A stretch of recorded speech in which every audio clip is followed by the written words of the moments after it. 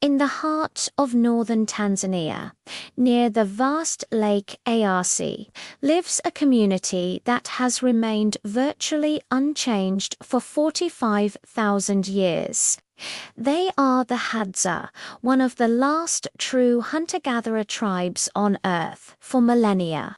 They have thrived in the wild savanna, their lives intertwined with the rhythm of nature, a living window into our own deep past. Imagine a life where every day is a quest for survival. A life without calendars, clocks, or currency. For the Hadza, time is measured by the rising and setting of the sun, and wealth is the food they can find. They hunt with bows and arrows they craft themselves, targeting everything from small rock hyraxes to nimble antelopes and even powerful baboons. Every bush, every rock, every sound in the landscape holds meaning, a sign of prey or a warning of danger. This isn't a reenactment. This is their reality. The Hadza have called this land home for over 45,000 years, a period that dwarfs the entirety of recorded human history. It's astonishing to think that their first significant contact with the outside world happened only about 150 years ago. Their language, HadZabé, is a testament to their isolation. It's a unique click language, one of the oldest and most complex linguistic systems on the planet, with sounds that are completely alien to most of us. Listening to them speak is like hearing an echo from the dawn of humanity. For the next 3 days, I'm not just going to observe them from a distance, I'm going to become a part of their tribe. I will live with them, sleep under the same stars, and join them on their hunts. I will attempt to learn their ancient skills, understand their connection to this land, and witness a way of life that has sustained them since the Stone Age. What is it like to rely solely on your senses, your strength, and your knowledge of the wild to feed your family? What secrets to a happy, sustainable life have they held for thousands of years? Our journey begins now. We're leaving the modern world behind and stepping into a time capsule. The first challenge: the hunt. With bows in hand, the Hadza men move with a quiet confidence that only comes from a lifetime of experience. Their eyes scan the horizon, their ears tuned to the slightest rustle in the grass. The target today is a rock hyrax, a small, furry mammal that's surprisingly agile. The hunt is a display of incredible skill and patience. A missed shot means going hungry. A successful one means the whole community eats. As we follow them through the thorny acacia scrub, the sun beats down relentlessly. Every step is a lesson in tracking. They point out footprints I can't even see. Identify which plants are edible and which are poison, and communicate with a series of subtle hand gestures and soft clicks.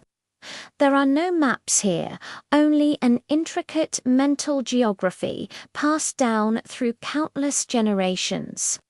This land is their supermarket, their pharmacy, and their home, but life here isn't just about the hunt. Back at the camp, the women play an equally vital role.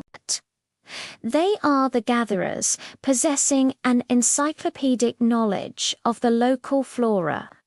They collect tubers, berries, and the nutrient-rich fruit of the baobab tree. Their work provides a stable and reliable source of calories, a crucial supplement to the often unpredictable outcome of the hunt.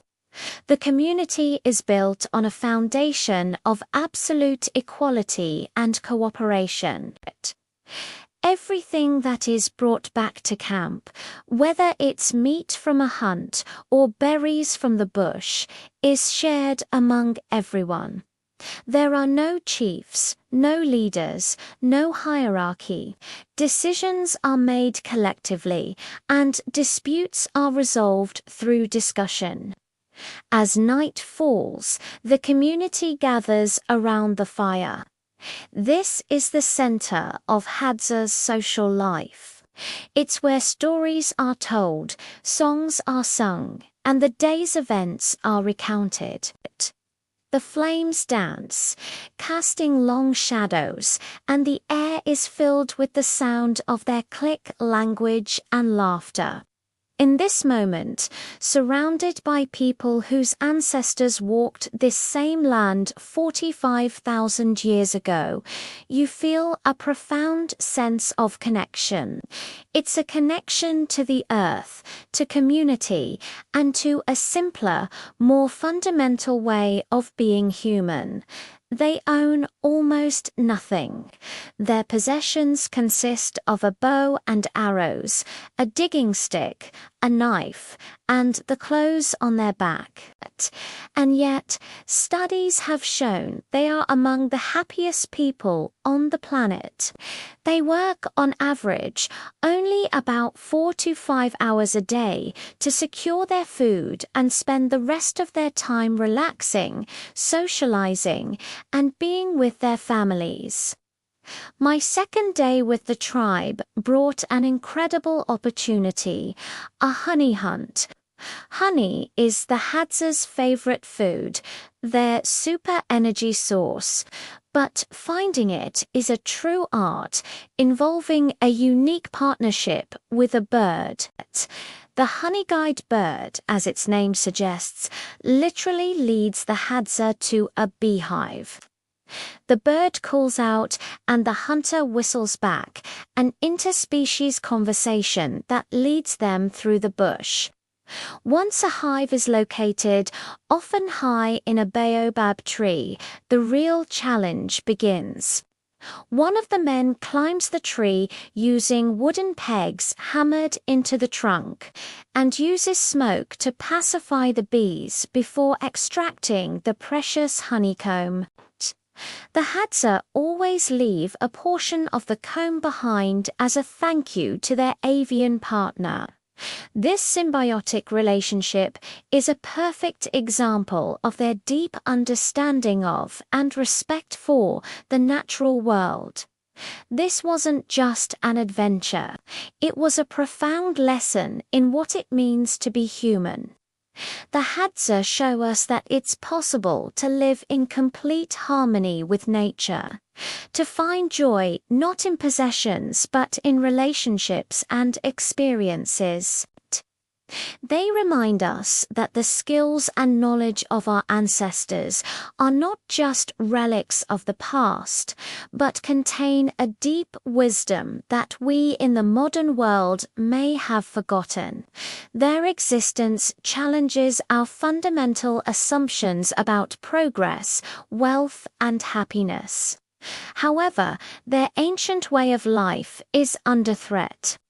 Encroachment from neighboring pastoralist tribes, agriculture, and tourism are shrinking their ancestral lands. With less land to hunt and gather on, their very survival is at stake. The HadZabé are at a crossroads, caught between the ancient world and the modern one. They are a living library of human history, and if their culture disappears, we will all lose a vital part of our shared heritage. As my time with them came to an end, I was filled with a mix of gratitude and concern. Gratitude for their openness and for allowing me a glimpse into their incredible world, and concern for their future. The HadZabé are not a primitive people frozen in time.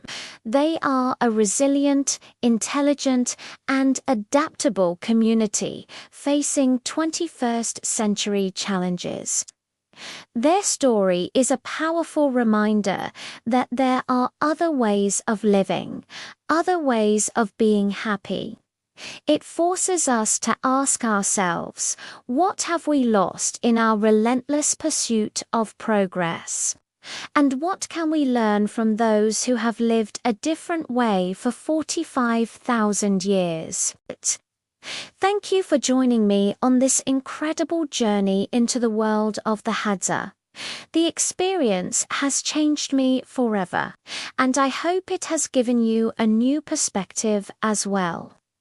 If you found this journey as fascinating as I did, please like, share, and subscribe for more documentaries that explore the far corners of our world. Until next time.